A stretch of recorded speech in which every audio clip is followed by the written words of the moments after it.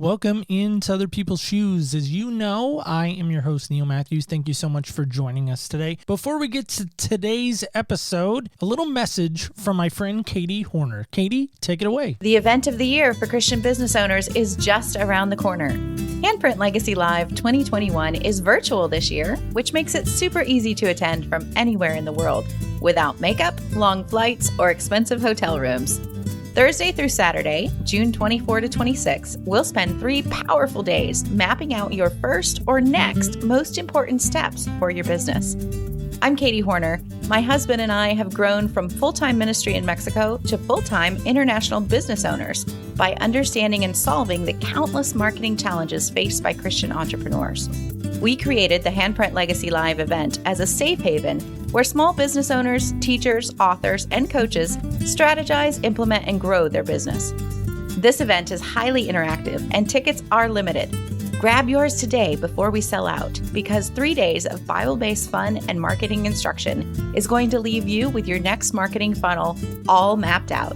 Register now for the 2021 event at handprintlegacylive.com. That's right. If you are interested in this amazing event, please, of course, check out our show notes now. There will be more details on that there. And without further ado, Lucas, take it away. Hey, come take a walk with me, not like you used to do. Do something different and put yourself in other people's shoes. Open up your mind and open up your eyes and change your direction.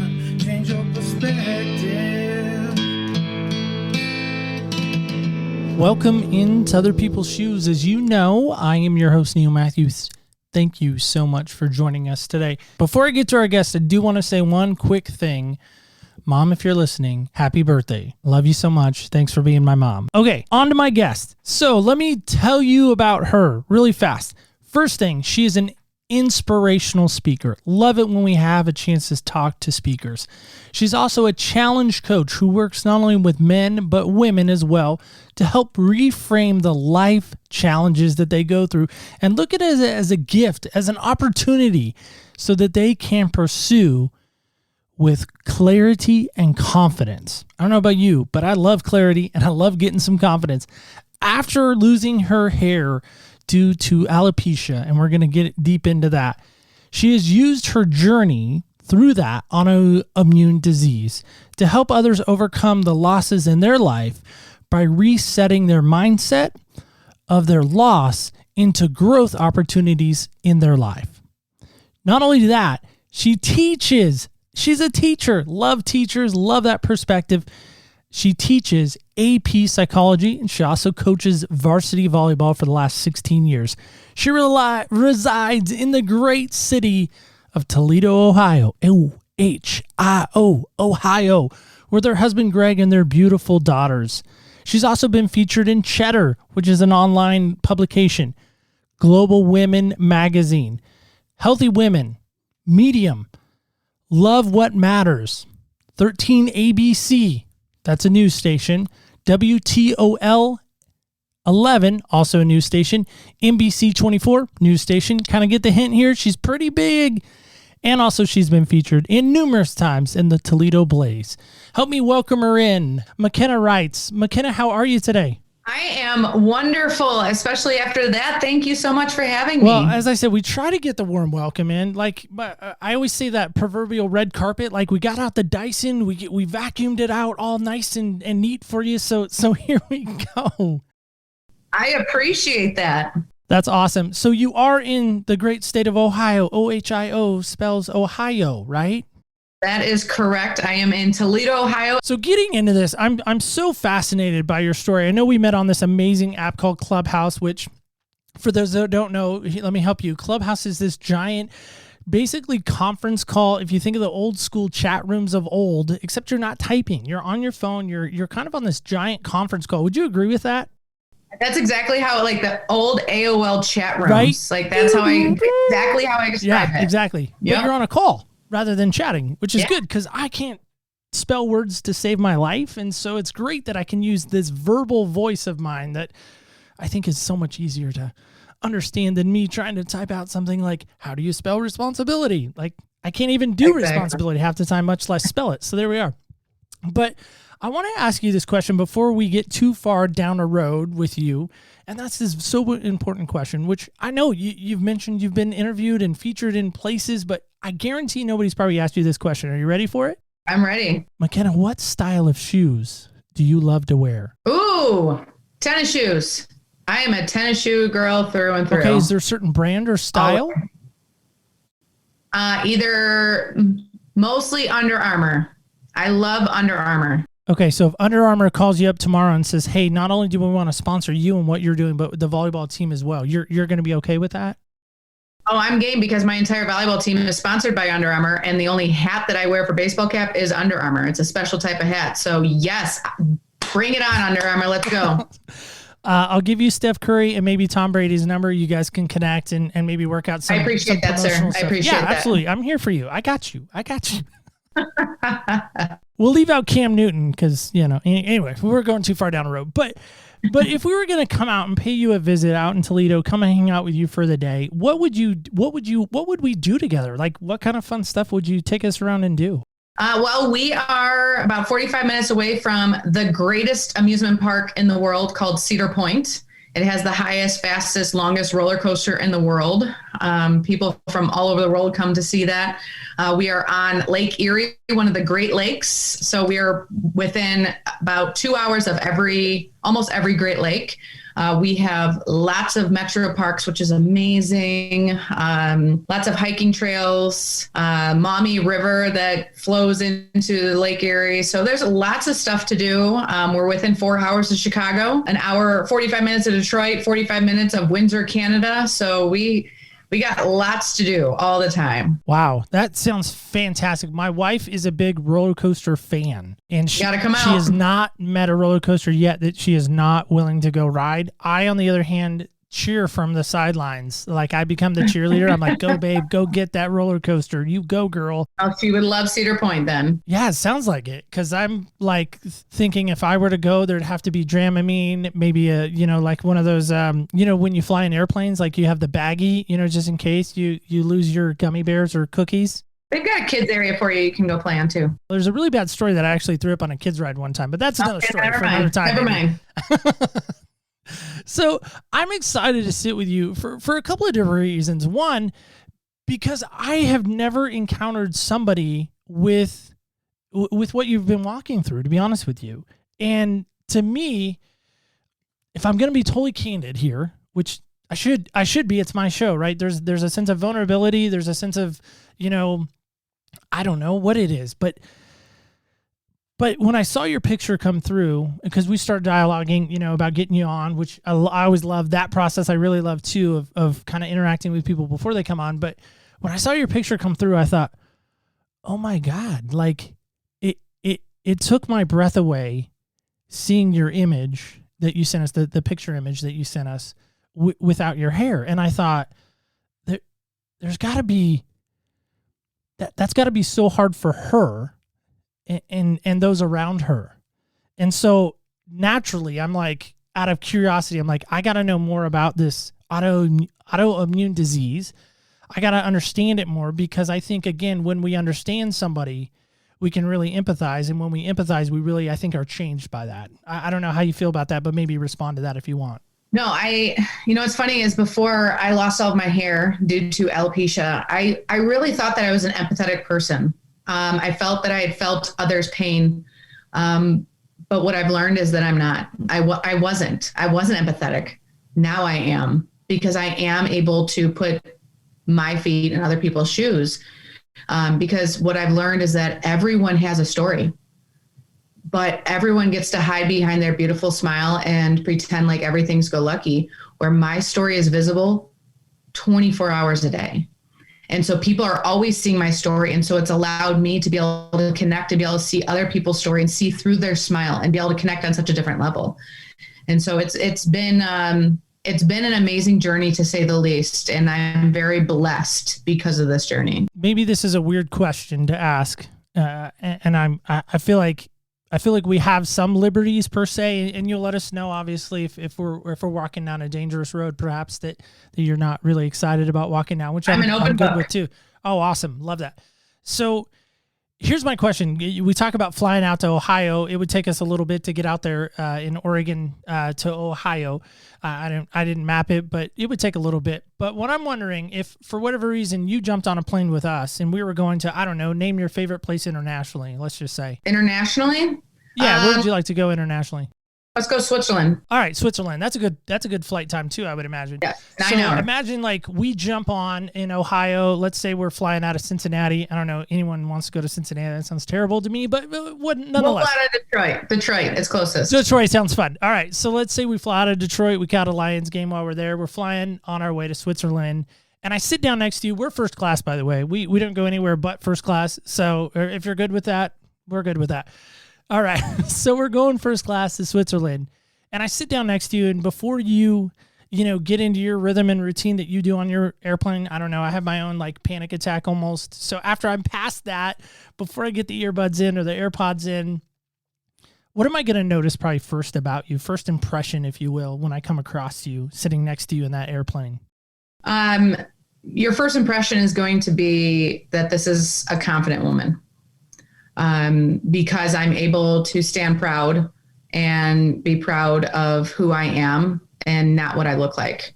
And that has not always been the case, but obviously people are going to notice that I don't have hair, and, they're going to think, the random thoughts are going to go through their mind. Oh my gosh, she must have cancer. She must be dying.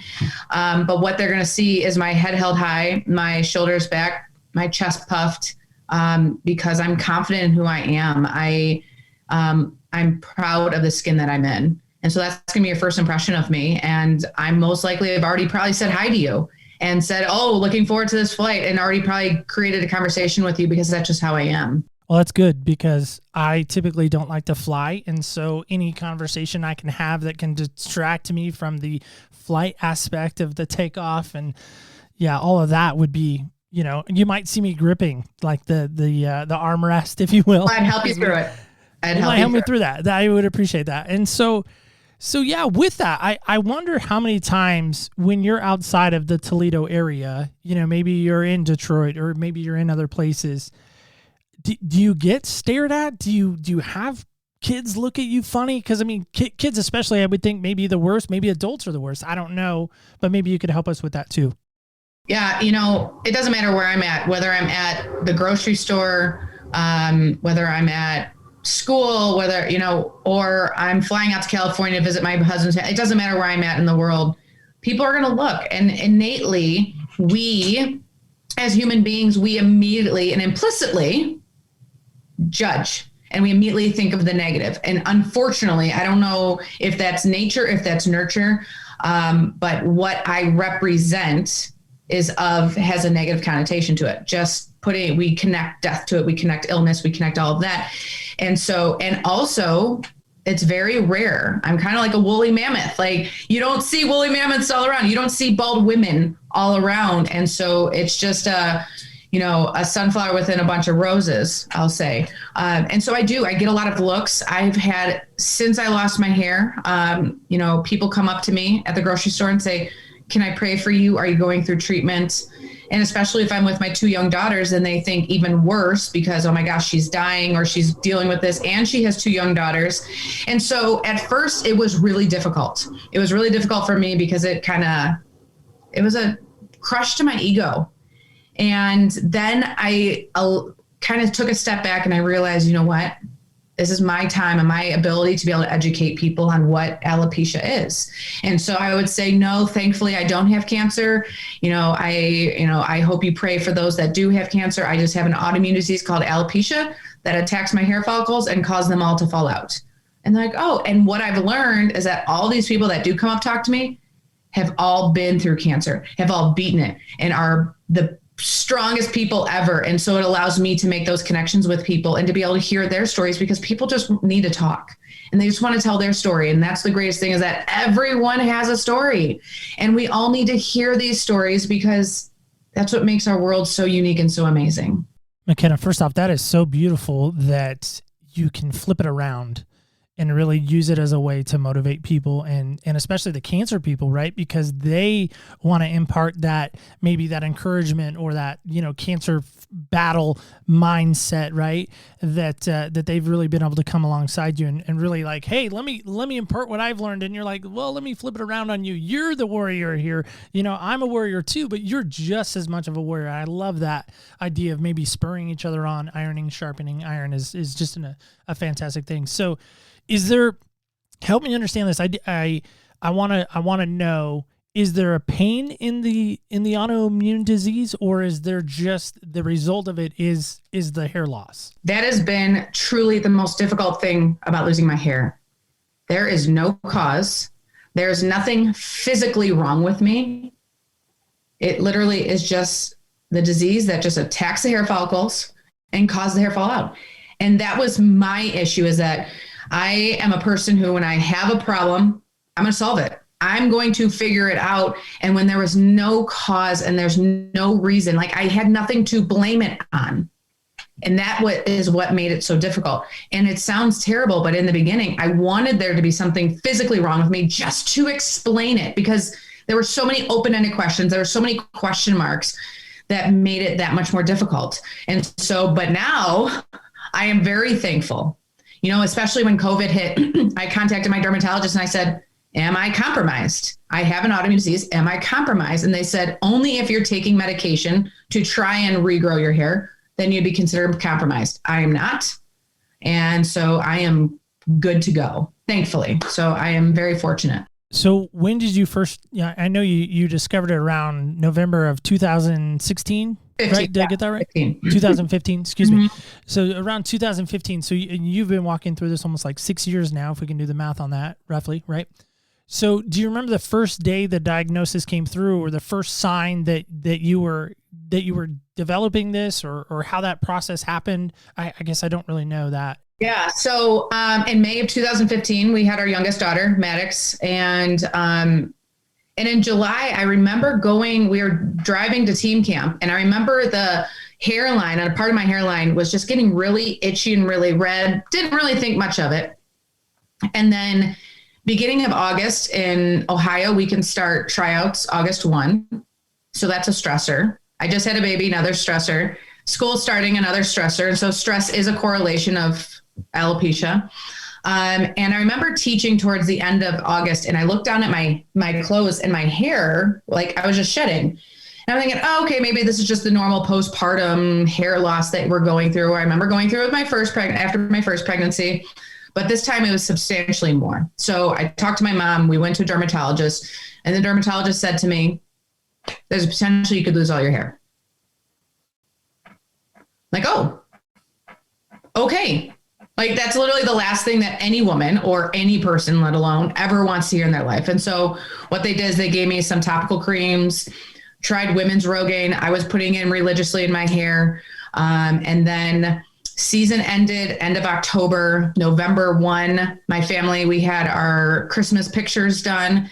And that was the last picture I ever took with my hair, November 1st. And within a week, my hair started to fall out, started to recede back.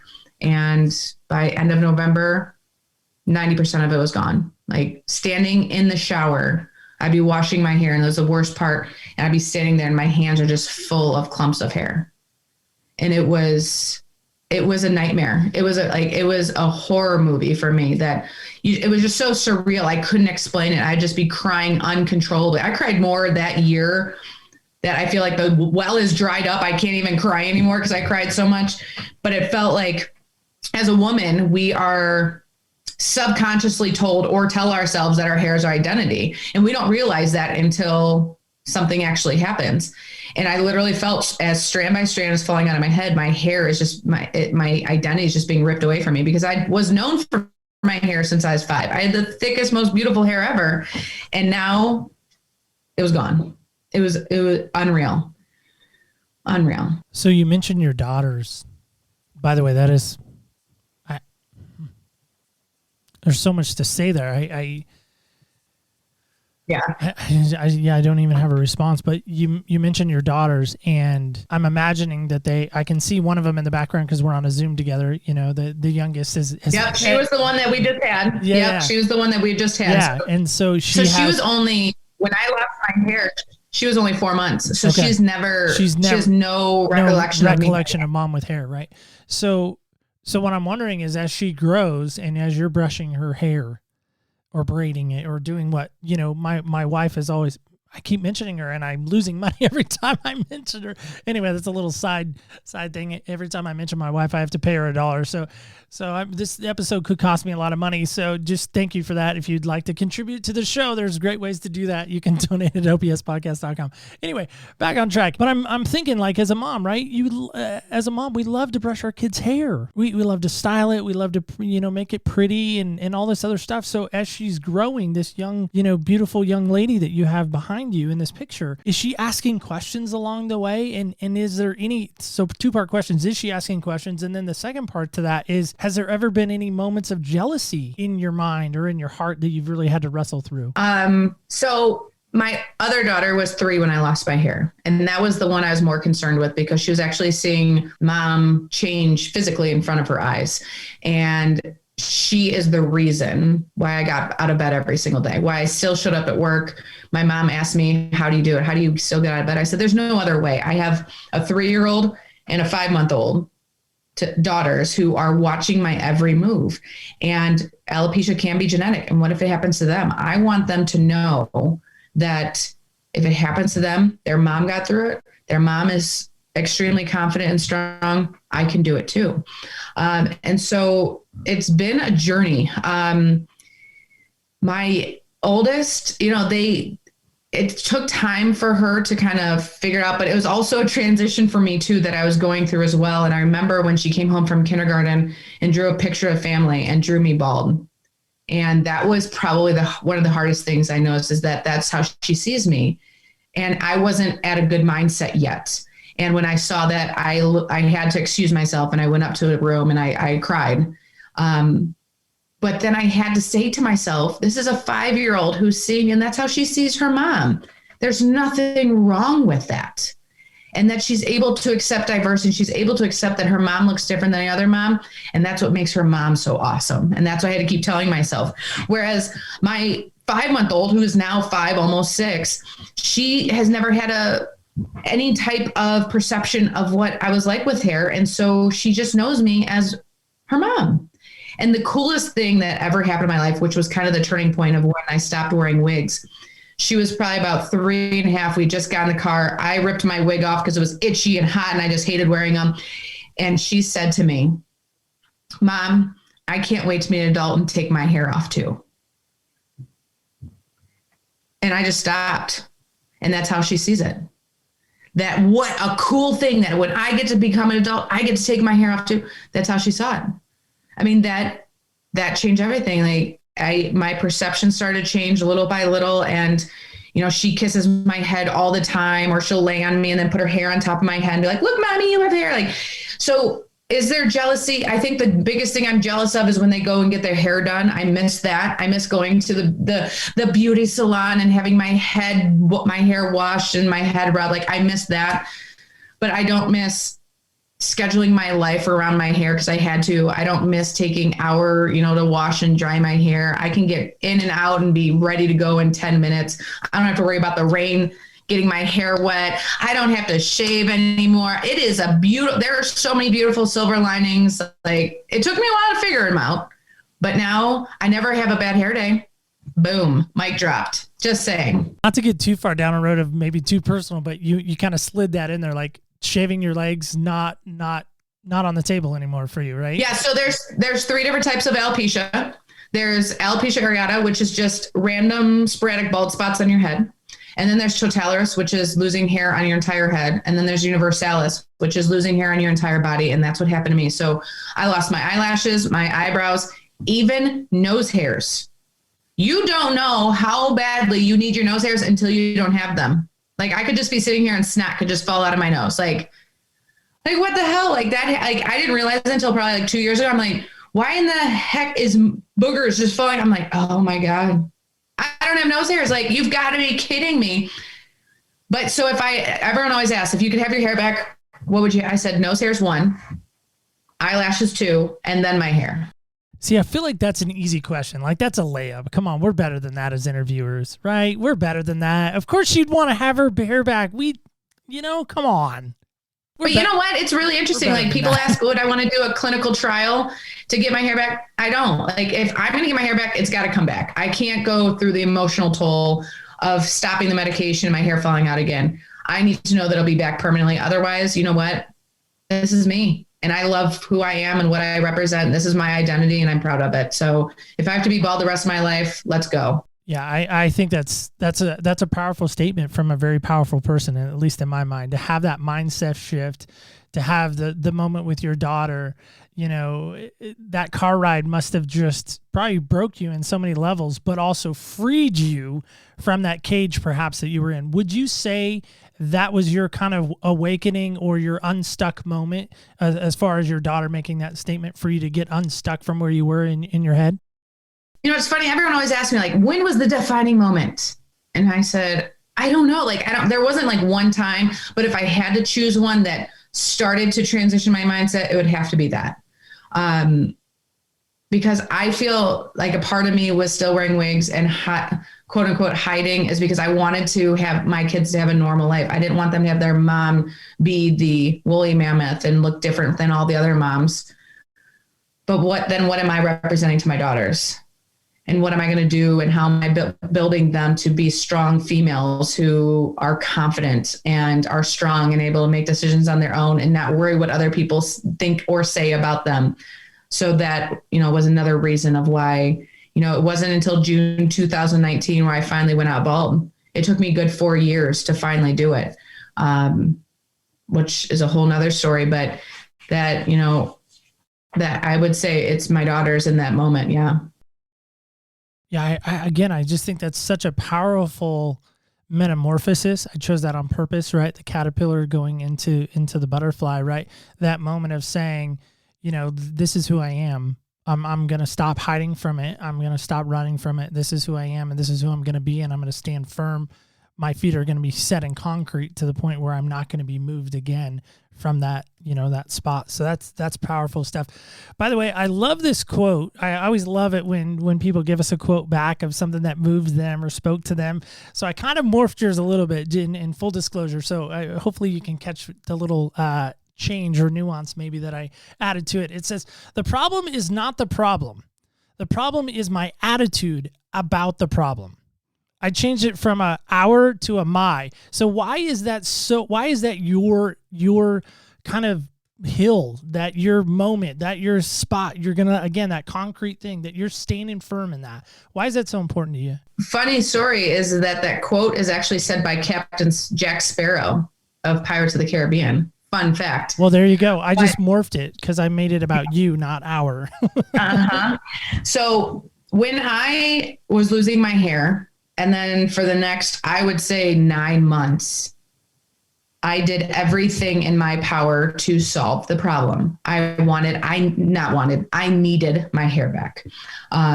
From topical creams, women's Rogaine, to taking medicines that compromised my immune system, which made me really sick, to weekly steroid injections into my scalp for 6 months. And that was, I would rather go through childbirth again than doing that all over again. It was 2 minutes of just excruciating hell, but I did it. That's how desperate I was, just to get my hair back. And then finally, it was coming back sporadically, just wasn't worth the pain. I said, I'm done. And then it fell out again. So, what I realized, I said, I'm done putting anything in my body. I'm done doing anything in my body. I just need to give my body a break. And at that moment, I realized that the problem wasn't the problem. The problem isn't me losing my hair. The problem was my mindset towards losing my hair. And once I started to work on that, and that goes true to everyone, that we put so much control into, or so much energy into things that we can't control. We feel that we can change it. We can control it, when in all actuality, it's out of our hands. And what we need to do is we need to put energy and focus into what we do have control over And that's our attitude. That's our attitude about our situation, about life challenges, whether it's a mountain or a molehill. You just have to reframe. And Albert Einstein once said a lot, it's actually a huge quote up in my classroom, you can't use the same kind of thinking you used when you created the problem. That your mind is so stuck in the way that when you created the problem, that you're unable to see outside the box. And so we have to step away from that. We have to change our way of thinking and reapproach it. And that's exactly what I've done, and enabled me over the past 5 years or so to be able to get to this point in my life. It's taken time. And I hate when people say it takes time, but it does. Why do you think you got so frustrated by the fact that it was going to take time? I mean, let's face it, I'm a person too, right? I hate waiting. If I have to wait in a line, like, it better be super worth it. The DMV wait line is not worth it. We talked about amusement park rides. I struggle with standing in line, fast pass or not. I hate waiting. Like, it is the worst ever. Like, if I could somehow avoid waiting forever, I would do it, right? But I'm waiting for the waiting. I don't know if that makes sense, but why for you was the waiting and the mindset shift so hard for you? Well, first off, here's a question for you. You go to the grocery store. There's a big snowstorm coming. Like I went to grocery, and there's a long line. Do you have any control over that line? No. No. I'm going to say no to that. I feel like the right answer is no. Right. You have control. You can either leave and not get the groceries. Correct. Yeah, I could go. Or you can just sit there. And otherwise, why and this is me, like, this has been a challenge of mine. Why should we put so much angst into something that we can't control, and what we are able to control in that moment? Create a conversation with the person in front of you and behind you. Make a connection. Think about what you can be doing afterwards, but utilize that time for positivity rather than negativity. And how did you maybe shift your mind into thinking, like, waiting's not that bad? Like, I mean, yeah, it's going to take a minute, or it's going to do this, but you seem like you're okay with waiting almost. So sell me on the fact how I need to be okay with waiting, I guess. I have no patience. Like, I have zero patience. There's a reason why I coach varsity volleyball. I coach my daughter's 3rd grade volleyball, and it's terrible, but I do it because I love her. I need the problem solved. I need it done now. I prayed and prayed for me to wake up and my hair was fully back, or I prayed that I wake up and I'm perfectly good with being bald. It never happened. And so as time went on, I realized that it's going to take time. Like, nothing happens overnight. We didn't just jump on a bike and learn how to ride a bike our first time getting on that bike. Whatever skill you have, you've mastered it or become advanced in it because you practiced it. And that's the thing, is that it's the same thing with our mindset, that we have to work on it little by little by little by little, successive approximations in order to get to that final goal. I never knew when that I would be able to hit this point in my life. I had no idea. I was concerned it would take me 20 years. I was concerned, what am I going to look like when I'm 70? How am I still going to be wearing wigs? How am I going to do this? I mean, it was unbelievable, but I realized that it was out of my hands. And I had two choices: either dwell on it or embrace it. And I embraced it. See, and I'm wondering about that. Like, I know you can't speak for other people, and I don't necessarily want you to, but could you have easily, like, dwelled on it? Could you have easily just given up and just been like, doom and gloom, woe is me, Eeyore moment? That's what I call them. I mean, could you have easily have done that? And if so, what do you think that would have looked like? Oh, I did. I mean, there were times where I just laid in bed and cried and cried and cried. Everyone has moments of weakness, and those moments can be longer than others. And it's okay to be weak. When we realize that we're weak is actually when we're strong. And that's just human nature. That's called living life. And we have to go through trials and tribulations in order to truly understand life and truly to understand empathy and to get that great perspective. And so the problem is that we compare our journeys, that people are comparing, oh, I wish I could be as strong as her and be able to go out bald. You do you. Stop comparing your life to mine, because I'm at a different point in my journey. Be inspired by one another. And if you need to cry in bed for 3 days, cry in bed for 3 days, but then cut it off. you have to find a support system, whether it's reaching out to someone on Instagram, or it's talking to a family member, or calling up a therapist. Just talk to someone, find help. So like I said, I always showed up to work because it just allowed me just to forget about what was going on. But there's people who handle things differently, and that's okay. We just need to support one another unconditionally because we all handle situations differently. I think there's so much power in what you're saying there. And I feel like we're getting a little of the volleyball coach coming out, right? Where, I know volleyball doesn't necessarily have a halftime, but I know there's like kind of some breaks in between sets where you can kind of rally the team back again and kind of get them on the same page. Like, hey girls, come on, we're not giving, the aggressiveness at the net. We're not, we're kind of getting laxed on our spikes. Like, why aren't we bumping? Why aren't we talking? Why aren't we, I've played volleyball a few times, never like, on a team per se, but pickup games, if you will. And thank you, Top Gun, for that, because you inspired us to all be better volleyball players, I think. I don't know, but something about Tom Cruise, never mind. But I'm wondering about this because I felt like we were kind of walking down a road of this, like, what if, right? Like, what if this, what if that, what if this? I think there's some dangers in the what if. So that, I guess, leads into my next thing that I wanted to kind of share with you is, like, what are the dangers if we start playing the what if game? What are the dangers for you if you were to start playing the what if game? There's too many open-ended question marks. I mean, that's the thing is when we say what if, there's no action plan. There's no connection. Like if you start saying what if, rather, is that okay? Like if you start saying like, what if this didn't happen? What if that didn't happen? What if, the dangers for you if you start playing the what if game? I don't anymore. In all honesty, I don't. And, I could say, well, what if my hair did come back? Then it would come back. That's it. I would still, my life is still forever changed. And that's the thing is that we can do what ifs all we want. We can think hypothetically all we want, but we need to have realistic goals as well. And living in fantasy is great, but living in reality is even better. And sometimes we just have to step up into life and just accept it.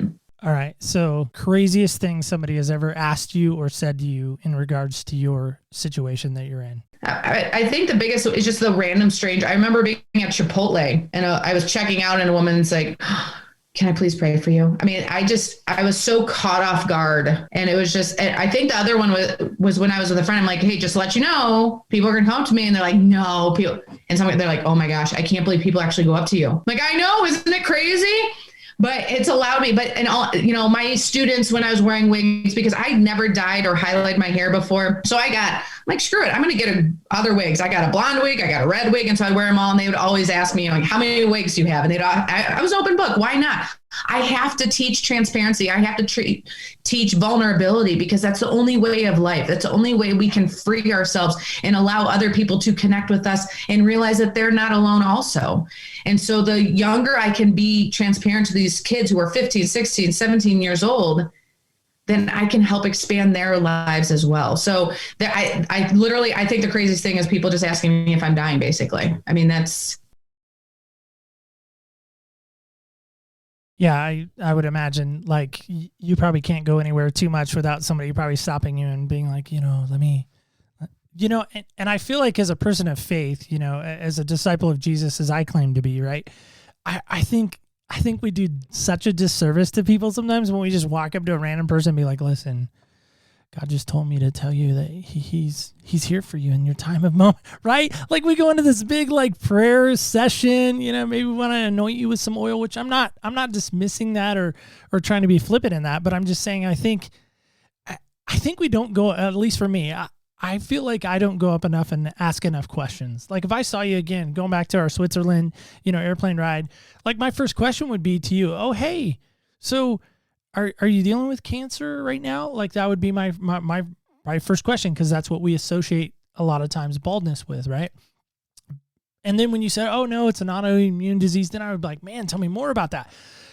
I doubt I would ever just lead off with, God just laid it on my heart to pray for you right now in the middle of Chipotle Did you get the extra guacamole, by the way? Because if you didn't, you should have. Let me pray for you on that. Can I pray for you? Let me buy your food. If anything, you might get some free food out of the deal now. It would really warm my heart right now if you bought my Chipotle. And that's the deceptive. My goal is to bring as much awareness to alopecia. So for us to change our mindset, that instead of the negative thing, let's look at the positive thing. So for instance, you're driving down a highway and a person speeds past you, goes right around you and cuts you off. And most of the time, 99.9% of us are gonna be like, wow, what a jerk. What if they had an emergency and their wife was in labor? Why do we immediately go to the negative? And so it's my goal is let's change the way of thinking. And so in all honesty, one of my friends was going through breast cancer, and she was at the grocery store, and someone went up to her and said, do you have alopecia or are you going through cancer? That was a win for me. I was so ecstatic. Like, she immediately texted me. She's like, you're never going to believe it. And I was so happy because even my students, my volleyball players, we had a team come in to scrimmage us, and one of the girls was bald. And they came up to me like, does she have alopecia? I'm like, I don't know. And so I went to ask the coach. I said, hey, does your player have alopecia? Or they're like, oh no, she has non-Hodgkin's leukemia. But I didn't immediately think she was dying. And she wasn't. She was just gotten into remission, which was amazing. And the fact that she was playing, but my girls thought the positive, and that I'm winning. Like, that's what I want to do. Just bring awareness, because it does affect 7.1 million Americans. 147 million worldwide are going to be affected by alopecia. So it's becoming a lot more common. And so the more awareness we can bring, the happier I am. Yeah, no, I think that's just absolutely phenomenal. I love it when conversations get to take place that our mindset, or maybe our actions, our words, everything that we're a part of, all of our senses get shifted because we are made more aware of something. As an example, I'm following a guy on Instagram, and he is really good about bringing awareness to Black history, right? I'm a white guy. I grew up in, West Coast pretty much my whole life. I was born in North Carolina, but let's be honest, I don't remember anything about North Carolina, but I love my University of North Carolina. I love my Tar Heels, right? But what I love about what he's doing is he's helping me understand Black history and African-American history. And I actually sent him a message. I was like, dude, I love what you're doing. I love your stuff. Keep doing it because I'm learning from you. And you know what's amazing to me? He wrote me back and he goes, good. I'm glad about that. I'm like, yeah, white guy in Oregon learning about Black history. Like, how great is that to me? Because that's what it's all about. When we can learn and then understand and then shift our perspective just a little bit, nobody gets hurt in that. Exactly. So being a teacher, I got to ask you this teaching question. Are you ready? You want to put that teacher hat on for a second? It's always on. Let's go. Hat? Okay, it's always on. Let's go. All right. So as a teacher, can we be taught, and now I'm going to ask you like kind of more of a broad question, right? So put on that broad question hat, but and help me with this. Can we as a society, can we as a people, can we be taught empathy? Or is it we can't, either we have it or we don't? Help me with that. I think you can learn the definition. I think we can continue be shown and taught examples, but you don't truly understand empathy until you've experienced it. We can talk about, I'm a history major, and so we can talk about everything in history. And you can say, oh, that really sucked. Like, oh, they used the guillotine to cut off heads. Oh, that sucks. You don't have empathy for them. You have sympathy.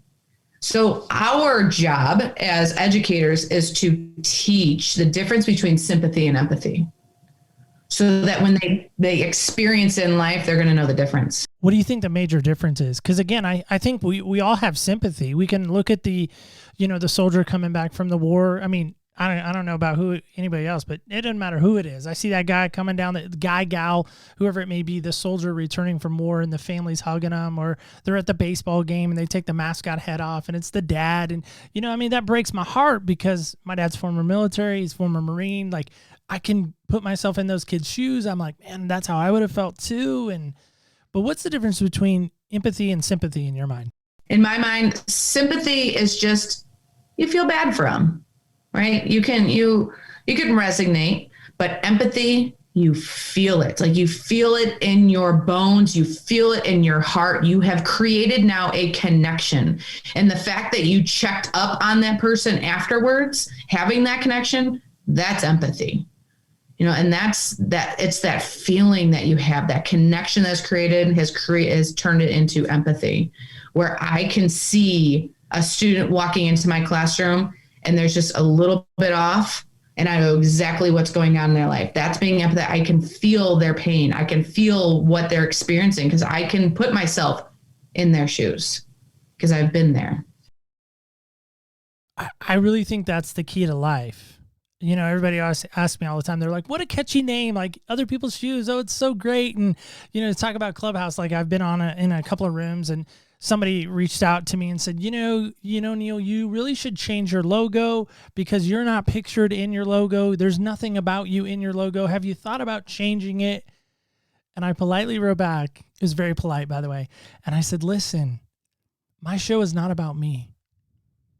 That's why it's called Other People's Shoes. It's not about me. I don't want to be pictured. I try not to get into the episode, but sometimes I can't help it because I'm so excited and maybe I have a story that relates. But I think so many times, right, we try to put ourselves in someone else's story. Like somehow we're trying to be the winner of their story. And it's like, listen, you're not the starring role of their story. You can be a guest star, but you're not the star. So why do you think it's so important that we remember that we're just to come alongside people, that's important, that again, we don't have to come in and be the starring role of their story. Does that make sense for you, or am I just kind of talking randomly? During this journey, I wanted to do it on my own. I didn't want other people. And that's just how I work too. I want to do it I want it to be done correctly. I want it to be done up to my standards and my expectations. You cannot achieve greatness without help. We are on this earth together for a reason, and it's to help one another. And that's why, and leadership, that's a whole nother episode that we can talk about. Leadership is not being in the front of the pack. Leadership is being in the way back, making sure that everyone else is taken care of, or maybe even being right next to them to make sure that we continue walking. And sometimes, and most of the time, it just needs to be standing there silent, allowing that person just to enjoy being next to someone or talking to someone, knowing that they're being heard. That's what's most important. Yeah, I think that's such a powerful statement there. I really appreciate you sharing that too. So I want to end maybe with this thought, and then I want to play a game with you because as a coach, right, we got to play a game together, right? We got to do something fun, right? All right, so here we go. So here's our question that I want to kind of center around. Really, two questions left. The first question is this: do you in any way blame a higher power? Like, again, like being a person of faith, I might blame God in my situation if it was happening to me, or maybe if it was happening to my wife. I might blame God. I might be so mad at God because God allowed this to happen. You got to pay more. Oh, yeah, I do. Cha-ching, cha-ching. But in all reality, I wondered if it was happening to my wife, if I would play the blame game with God. Have you ever blamed anyone, higher purpose, higher being, or I don't know where you're walking on that. So no, I think that's human nature. We always have to say, why me? I volunteer as tribute. Why am I the chosen one to experience this? And I remember my mom saying to me, God gives the strongest people the toughest challenges. And when she said to me, I said, but why does it have to be me? Why do I have to be the quote unquote strong one to experience this damn challenge? But now I know why. And I am forever blessed that I was chosen, because it has changed my life. It has changed my connection with this world. It has changed my connection with my daughters, with people around me. And I feel that I have this purpose in life now. So I did blame, but now I'm thankful. I put up the Hunger Games sign, like you volunteer distribute, right? You get that one, right? Yep. Right. So last question. So first off, you're fantastic. I just love what you're sharing. I love what your energy. I just love how you're willing to come on and just be so like, here I am, this is me, love it or not. Like, here I am. I love people like that because I think so much more synergy happens. That's a fun word to say. That's why I always say it. But there's so much more of a synergy when that takes place. So you probably know this little thing in your backyard. It's called the glass bowl. Have you heard of this thing? I had to Google it just to make sure I got the name right. Wow. I'm impressed. Yeah. At UT Stadium? Yeah. What am I talking about? University of Toledo Rockets football stadium. To the Rocket Stadium. By the way, do you know the capacity of that without Googling it? I had to Google it just to make sure I was right. So that might be the toughest question of the day. Yeah, it definitely is. Let's say around 5,000. Oh, you're so low. So that's okay. We'll help you out here. So back in 2001, you probably remember this, Navy came to town, the University of Navy, the Naval Academy, the cadets, whatever it may be. The largest crowd, by the way, in the Glass Bowl in Toledo. So probably just down the street from your house. Is it really? That's funny. So anyway, they have the largest crowd listed as 36,852 people. You were totally way off. I was trying to be generous and nice. Totally way. No, I have a former student who played. I have actually 4 former students who play football for them right now. So that's awesome. That's so exciting. Yeah. So with that and dance. Oh my goodness, you got it all. So there we go. So imagine just for a second, right? I don't know how this happens, but imagine just for a second, there's an event that's created. Maybe I'm the co-creator of this event, just so I can get some notoriety and some credit. But that's all. But somehow we get in all walks of life. Maybe they're high schoolers. Maybe they're, first year college students. Maybe they're, adults, post high school, whatever they may be. But we got all walks of life there. Guys, girls, old, young, doesn't matter. And you and I walk out to the 50-yard line. And I hand you this microphone that I'm speaking into. And I said, McKenna, here's your moment. You can say to the crowd whatever you want. What would you say to that crowd of 36,852 people? To be real quick, if I had to say in like one statement, hair. Well, I mean, you got a few minutes, so we'll give you a few minutes. Yeah, you got a little bit. I would talk about who we are. I would talk about what words come to their mind when they think about you. What are 5 words to describe you? And they'd come up with 5. And then I'd say, all right, that first word that came to mind, completely erase it. Like it never happened. It's never been a part of your life. So for example, if I said athletic is my first one, that means I would have never gone to college to play volleyball. I would be coaching. I would never met my husband. It would totally change my entire universe. And I would say that was exactly how I felt when my hair was taken away from me. That just took my identity away. But because I realized that the problem is not the problem is the attitude about the problem. What I've learned is that hair, nor any physical characteristics define us. Because in that list of 5, guaranteed that there was no physical characteristics that was ever listed there. Every word is your character that defines you. And remember that. And what the magnificent Maya Angelou said, it's not what you do, it's how you make that person feel. That's what's most important in life. And I dropped the mic. Well, you gently set it down, right? Because it's like maybe because it didn't make a really loud sound, but yes. I just think that's so profound. Somebody asked me a while back, a number of shows back, she said, here are the 5 verbs that describe me. She was saying it about herself. These are the 5 verbs that describe me.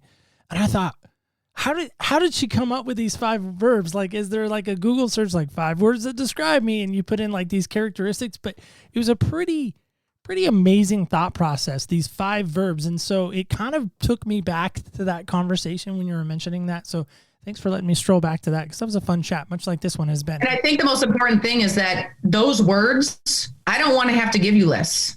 I want those to always be the list when you do think of my name. So when you hear McKenna, you're automatically thinking of these. So that means that my values are being exemplified in my behaviors day in and day out. That it doesn't matter what person you come in contact, when they say my name, these are the words that are coming to their mind. So give them to me really quickly, 5 words that describe you. Mother, coach, relentless, athletic leader. There you go. It's almost like you practiced that a few times, right? Yep. All right. So how can people get in touch with you before we play our game? Like if somebody's hearing you right now and they're like, man, I want to know more about Alopecia, and I said it wrong, sounded like a Pokemon character, but how can people get in touch with you if they want to know more about what you're doing? You know, if stuff's resonating with you, if they just want to connect with you, what's a great way for people to do that? I would love it. You can find me on every type of social media. McKenna Reitz is McKenna Reitz. Instagram, DM me through Instagram. I do have my own website, McKennaReitz.com. I do have a book coming out in end of April called Think You're Having a Bad Hair Day? ? And it's going to be coming out right before my TEDx talk in Philadelphia. So I'm really excited about that, but I would love to be able to connect with any and all listeners. Absolutely. We would love to connect with you and have them connect with you. So guys, if you're interested in that, guys and gals alike, please check out our show notes. We will have, of course, all of her information, because I know you're probably not writing that down right at this moment, which is okay. You don't have to. I got you covered. So we're going to play this amazing game together. And look at that. I don't have a University of Toledo cup, but I do have this Tar Heels cup that just seems to be sitting around my desk all the time. So, you know, there's that. I call it the world famous cup because I've made it famous. So there we go. So we're going to play this game called Senseless, because I'm guessing along the way you are fully aware that we have 5 senses, right? We actually have more, but yes. Oh, how many do you think we have? I'm curious to know now. 7. So we have our 5 normal, and then we have our vestibular sense, which is our sense of balance, which is in our inner ear canals, and then our kinesthetic sense, which is our sense of movement. Well, thank you for clarifying, because I asked a guest one time like how many senses we had, and she struggled to come up with at least 5. So there we go. Okay. So that's why I was asking people. But anyway, here we go. I'm going to roll on your behalf because you're in Ohio. That spells Ohio. All right. So here we go. It is the North Carolina logo, which means it is number 1. So this is always fun, and by the way, you saw that, right? I didn't cheat. I did. Right? I rolled. There's no cheating involved. The dice somehow knows, or the die, as I always get corrected because I always add an S to it. There's only one in here. It's a die. But I always get corrected on that. But it's interesting. The die knows what we've been talking about almost. It's creepy. It's super creepy. That. So you ready for this? Because here's your question for Senseless. How do you want others to see you? I want them to see me as a mother who loves her daughters, a wife who is loved by a man unconditionally, and a woman who is relentless and passionate about changing the world. Why is it so important that your daughters know that they're loved? Everyone needs to know they're loved, because when you feel loved, that oxytocin is sent out, and it invigorates you, it fuels you, it gives you that sense of belonging, that creates this sense of esteem that just encourages you to strive to be the best all the time. When you know you're supported unconditionally, anything is possible. I love that so much. Thank you for that. That's so sweet. I love that. I'm going to close out today's show, and I just want to challenge everyone in this respect. Have you ever stopped to think about those around you? Have you ever really stopped to ask yourself, what are they going through? What is happening in their life at that moment? Because I think McKenna did a great job today of reminding us that those around us may have more in their backpack than what we can see. And so my challenge to each and every one of you, as you listen to this, as you hear my voice, is reach out to those around you. I know we still got COVID and all this other nonsense, but do not allow that as an excuse to not speak into somebody's life today, because I really firmly believe today our lives got spoken into, and I hope yours did as well. So if you are feeling that way as well, will you let me know? Go to opspodcast.com right now, click on connections, just drop me a little note there, say, man, this really spoke to me. And if it did, would you consider maybe sharing it with somebody that you love and that you care about? The second thing I would say is, if you really want to really make your voice heard, leave me a little voicemail on our website. Again, opspodcast.com, click on voicemail. You can record it straight from there. And I would love to get that feedback into McKenna's hands as well if you really love what she was sharing today. So again, I just want to remind you of this before we get out of here, and that's this. Remember, when you walk in other people's shoes, you really do get a different perspective on life. Thank you so much for listening, and stay tuned till next week when we walk in other people's shoes.